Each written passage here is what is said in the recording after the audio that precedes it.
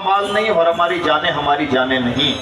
تو ایسا آدمی اس بات کی قطعاً پرواہ نہیں کرتا کہ میرے ساتھ کیا ہو رہا ہے، میں کیا کر رہا ہوں، یا اس کے پاس کوئی کیلکولیشن نہیں ہوتا کہ میں نے اتنا خرچ کر دیا اور اتنا بچا لیا، یا 2.5% ہی دینا چاہیے اور اتنا بچانا چاہیے. اس کا کیلکولیشن، عام انسانوں کا کیلکولیشن یہ ہے کہ 2.5% دینا ہے اور اتنا دینا ہے اور اس بہانے دینا ہے. اللہ والوں کا کیلکولیشن یہ ہوتا ہے حیات و ممات سب اللہ کے لیے ہے، جی رہے ہیں تو اللہ کے لیے اور مر رہے ہیں تو اللہ کے لیے. سبحان اللہ، اللہ رب العزت کی طرف سے خواب میں اشارہ دے دیا جائے کہ اپنے عزیز ترین بیٹے کی قربانی پیش کرنی ہے تو ہچکچانا نہیں. اور اگر اللہ کی طرف سے اللہ کو منظور ہو کہ ابراہیم کو آگ میں ڈالا جائے اور ابراہیم کی جان ہی چلی جائے تب بھی پیچھے نہیں ہٹنا ہے. یہ مزاج ہوتا ہے بندگان ایمان کا مزاج، یہ مزاج ہوتا ہے خلیل اللہ والا مزاج، یہ مزاج ہوتا ہے اللہ کے خاص بندوں کا مزاج. تو حضرت ابراہیم خلیل اللہ علیہ السلام کی عظیم ترین شخصیت جو پوری کائنات کے لیے رول ماڈل ہے، اور میں رول ماڈل اس لیے کہہ رہا ہوں کہ قرآن پاک نے امامت و قیادت کی جو بات کی ہے وہ ابراہیم خلیل اللہ کے لیے کی ہے. انی جاعلک للناس اماما، ابراہیم میں تجھے لوگوں کی امامت عطا فرماؤں گا. اور اسی طرح سے ایک موقع پر ارشاد فرمایا ان ابراہیم کان امہ، ابراہیم ایک کامیاب لیڈر شخصیت تھی، ابراہیم اپنے وقت کے امام تھے. قانتا للہ حنیفا ولم یکن من المشرکین، ابراہیم کی شان یہ ہے کہ سب کچھ اللہ کے لیے نچھاور کر دینے والے اور سب سے رشتہ ناتا توڑ کر صرف اپنے رب سے رشتہ رکھنے والے اور توحید میں سب سے زیادہ مضبوط مزاج رکھنے والے شخصیت ہے حضرت سیدنا ابراہیم خلیل اللہ علیہ السلام. یہ حضرت سیدنا ابراہیم خلیل اللہ علیہ السلام کا مزاج رہا. اس کا جو لو لیول ہوتا ہے، بہت لو لیول ہے، وہ یہ ہوتا ہے کہ بندہ مال کمانے سے پہلے خوب چھان پھٹک لے کہ یہ مال میں جو کما رہا ہوں پہلے سے سودا کر چکا ہوں کہ میرا ان فیوچر کمایا جانے والا مال بھی اللہ کا مال ہے. اور جب اللہ کے لیے بندہ کما رہا ہے تو اس میں کسی طرح کا کھوٹ نہیں ہونا چاہیے، اس میں کسی طرح کی بے ایمانی نہیں ہونی چاہیے. اور اسی لیول کو نکھارنے کے لیے پیغمبر اسلام نے ارشاد فرمایا وہ تاجر جو سچائی کے ساتھ اور امانت داری کے ساتھ تجارت کرتا ہے اس کا حشر نبیوں اور شہیدوں صدیقوں کے ساتھ ہونا ہے. سبحان اللہ. آج یہ پیدا ہوتا ہے کہ انسان اپنے بیوی بچوں کو کے لیے دال روٹی کا انتظام کرنے کے لیے کھا کما رہا ہے اور اس کا حشر نبیوں کی صف میں ہو رہا ہے، نبیوں شہیدوں کے ساتھ ہو رہا ہے. کیا تعلق ہے ان کا ان عظیم ترین ہستیوں سے؟ یہ کوئی کسی طرح کی کوئی نسبت نظر نہیں آتی، کوئی بظاہر تعلق نظر نہیں آتا. اس خاک کو ان پاک نفوس سے کسی طرح کا کوئی تعلق نہیں ہونا چاہیے. کہاں صفِ انبیاء اور کہاں اپنے بیوی بچوں کا پیٹ پالنے کے لیے شب و روز محنتیں کرنے والا انسان. بنیادی بات یہ ہے، یہ جو دو لفظ حدیث میں ارشاد فرمائے گئے ہیں سچائی اور امانت داری، آج بھی اگر اہل ایمان کو سمجھ میں آ جائے تو مارکیٹنگ کا سب سے بڑا پھنڈا یہی دو لفظ ہیں. اگر انسان یہ بات گانٹھ باندھ کر رکھ لے کہ مجھے مارکیٹ میں ایمانداری برتنی ہے، تو سچ کہتا ہوں اسے مارکیٹنگ کا کوئی دوسرا راستہ اپنانے کی ضرورت نہیں. وہ بھلے وہ بی بی اے اور ایم بی اے اس نے نہ کر رکھا ہو، بھلے پروفیشنل بزنس مین نہ ہو، بھلے اس کے لیے لمبا چوڑا ایڈورٹائزمنٹ نہ ہو، لیکن اس کے باوجود اگر مارکیٹ میں بات چلی جائے کہ یہ بڑا سچا آدمی ہے، یہ سب سے بڑی مارکیٹنگ ہے. یعنی ایک طرف بزنس کی لمبی چوڑی ڈگریاں ہیں، ایک طرف میرے نبی کا ایک لفظ ہے. اور اسی طرح سے اگر مارکیٹ میں بات چلی جائے کہ بڑا امانت دار آدمی ہے، اس کو پیسہ دیا گیا تو لوٹائے گا، اگر اس میں پیسہ ہے تو ضرور دے گا، یعنی اور اگر اس کے پاس پیسہ رکھ دیا گیا تو اس میں کوئی ہیرا پھیری نہیں کرے گا. ذرا بات کھیلنے تو دیجئے. اب اس کے بعد میں آپ کو ہو سکتا ہے کسی برانڈنگ کی ضرورت نہ پڑے، کسی مارکیٹنگ کی ضرورت نہ پڑے، کسی ایڈ کی ضرورت نہ پڑے، بلکہ نبی کے دو لفظ اور ایک طرف مارکیٹنگ کی پوری دنیا. نبی کے الفاظ ہیں بھاری اور مارکیٹ کی دنیا ہے چھوٹی. بے شک حق ہے. ہمارا المیہ یہ ہے کہ یہی تو ہو نہیں پاتا. اور دوسرا ریزن یہ ہے کہ جب انسان مارکیٹ میں امانت داری اور سچائی کے ساتھ برقرار رہتا ہے، ٹکا رہتا ہے، تو اللہ کی کائنات کا نظام خوبصورتی کے ساتھ چلتا ہے.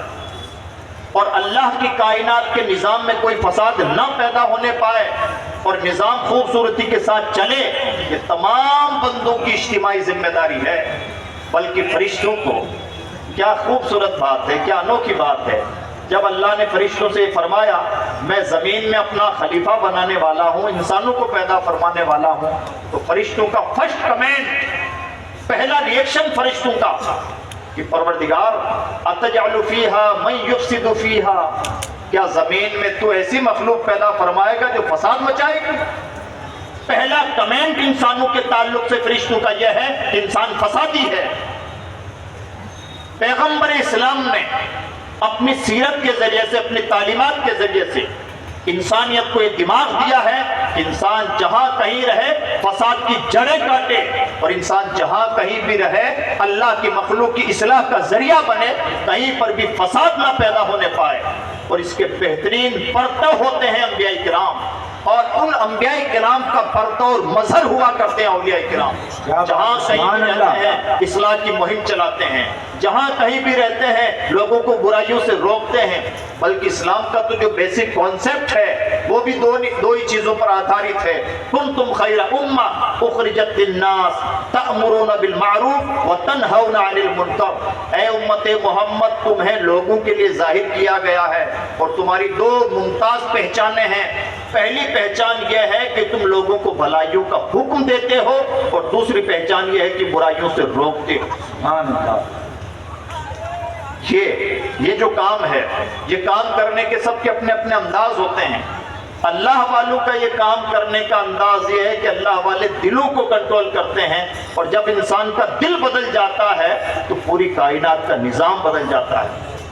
اگر انسان کا دل نہ بدلا تو زبانی جمع خرچ کے اثرات دیر پا نہیں ہوتے، لیکن اگر انسان کا دل بدل جائے، دل کی کیفیت بدل جائے، تو اب عالم یہ ہے کہ اسے ایک ایک چیز سکھانی نہیں پڑتی، اسے ایک ایک برائی سے روکنا نہیں پڑتا، اور ایک ایک اچھائی کی طرف اس کی رہنمائی کرنے کی ضرورت نہیں پیش آتی، بلکہ دل کی کیفیت خود ہی اسے ہر برائی سے روکنے کے لیے کافی ہوتی ہے، اور ہر اچھے راستے پر گامزن کرنے کے لیے کافی ہوا کرتی ہے۔ تو یہ کچھ باتیں تھیں جو مال سے متعلق لو لیول کی کیٹیگری تھی۔ اپر لیول کی کیٹیگری یہ ہے کہ ہمارے مال ہو کہ ہم ہو، سب اللہ کے یہاں بکے ہوئے ہیں، اور لو لیول یہ ہے کہ جب اللہ کے لیے ہمارا مال ہے تو اس مال میں کسی طرح کی کوئی بے ایمانی نہیں ہونی چاہیے۔ مان لیجئے اگر کسی بڑے آدمی کو ہمیں کوئی تحفہ پیش کرنا ہے، آپ کپڑے کا کام کرتے ہیں اور آپ کوئی بہت وی آئی پی آدمی کو اپنا کپڑا تحفے کے طور پر پیش کرنا چاہتے ہیں، تو کیا ایسا ہوگا کہ آدمی تو آپ نے بہت وی آئی پی چنا، بڑے وی آئی پی آدمی کو اپنا کپڑا پیش کرنا ہے، لیکن کپڑے کی جو کوالٹی رکھی ہے بہت لو لیول کی رکھی ہے؟ ہو سکتا ہے کہ جس کو تحفہ پیش کریں وہ خوش نہ ہو بلکہ ناراض ہو جائے، کیا اتنا گھٹیا کپڑا دینے کے لیے آپ کو میں ہی ملا تھا؟ بلا تمثیل ہمارے مال اللہ کی بارگاہ میں بکے ہوئے ہیں، اگر اس مال میں کسی گھٹیا پن کا مظاہرہ ہوا، اگر حرام کی مکسنگ ہوئی، اگر بے ایمانی کا مظاہرہ ہوا، اگر جو ہم نے مال کمایا ہے اس سے کسی غریب کا حق متعلق ہوا، اس میں کسی بھی طرح کی بے ایمانی راہ پائی، اللہ کی بارگاہ میں جواب دہی بڑی مشکل ہو سکتی ہے۔ اس لیے عزیز دوست، اور اسپیشلی ڈنگر پور کے لوگوں سے گزارش ہے، اللہ کا بے پناہ شکر و احسان ہے کہ یہاں کے لوگوں کو اللہ نے نوازا ہے، اور بے پناہ شکر و احسان ہے کہ ایک بڑی عظیم ترین شخصیت کا دست کرم آپ کے ہاتھوں پر رہا۔ مجاہد ملت نے اپنی جان بھی اللہ کے حوالے رکھی، بار بار جیل جاتے رہے، نہ اپنی عزت کو عزت سمجھا، نہ اپنے مال کو اپنا مال سمجھا، نہ اپنے وقت کو اپنا وقت سمجھا، بلکہ عظیم ترین مالی طور پر بھی عظیم ترین شخصیت ہونے کے باوجود، رئیس اعظم ہونے کے باوجود، اپنی جان کا نذرانہ بھی راہ خدا میں، اپنے مال کا نذرانہ بھی راہ خدا میں، اپنی عزتوں کا نذرانہ بھی راہ خدا میں، تب جا کے کوئی مجاہد ملت بنتا ہے۔ سبحان اللہ، سبحان اللہ۔ مسمت ہے ہمارا عہد تو القاب کے لیے، ایک دانشور نے اچھی بات کہی، ہمارے عہد میں القاب اپنے معنی چھوڑ چکے ہیں۔ مجاہد ملت وہ شخصیت ہے جن کا لقب ان کی شخصیت پہ پھپتا ہے، ان کی شخصیت پر بجا طور پر منطبق ہوتا ہے، اور واقعتاً وہ مجاہد ملت ہے جو ظلم کی آنکھوں میں آنکھیں ڈال کے بات کرنے کی ہمت رکھتے تھے، اور ظالم کی آنکھوں میں آنکھیں ڈال کے بات کرنے کی ہمت مرد خدا کے اندر ہی ہو سکتی ہے، ہر ایرے گیرے کے اندر نہیں ہو سکتی۔ آج تو کہنے کی باتیں نہیں ہیں، لیکن دم دبانے سی کیفیت نظر آتی ہے ہمہ جہد مجاہد ملت وہ تھے. حالات کبھی بھی جمہوریت میں حالات بہت زیادہ سازگار اہل ایمان کے حق میں کبھی نہیں ہوتے. جمہوریت کا مزاج ہی ایسا رہا ہے. لیکن جب کوئی دل سے مجاہد ملت ہوتا ہے تو جمہوریت کو بھی اپنا تابعی فرمان بنا لیتا ہے. سبحان اللہ سبحان مجاہد ملت جان سے، مال سے، عزت و آبرو سے، وقت سے ہمہ جہد تیار رہتے تھے اور اپنی قربانیاں راہ خدا میں پیش کیا کرتے تھے.